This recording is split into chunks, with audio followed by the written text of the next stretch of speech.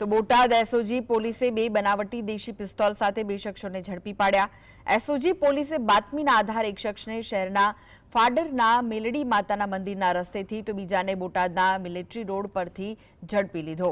જો ટીંગડા ગામના નાનજી ગોગો અને સાયલાના નાગદડકા ગામના કાનજી તલસાણીને ઝડપી પાડ્યા। આરોપીઓ પાસેથી 1.50 લાખનો મુદ્દામાલ કબજે કરી આગળની તપાસ હાથ ધરી છે।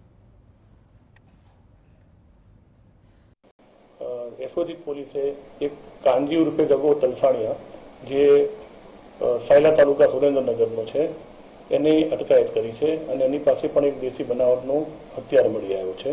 તપાસ દરમિયાન એવું જાણવા મળ્યું છે કે જે અગાઉ ગુનો દાખલ થયો છે જેમાં નાનજીને અટક કર્યો છે એ હથિયાર એને કાનજી ઉર્ફે કાનાએ પૂરું પાડેલું છે। હાલ આ ગુનામાં કાનજીને અટક કરેલ છે અને એના રિમાન્ડ લેવાની તજવીજ ચાલુ છે અને આ બંને હથિયાર ક્યાંથી લાવ્યા છે, ક્યાં બનાવ્યા છે એની તપાસ હાલ એસઓજી પોલીસ કરી રહી છે।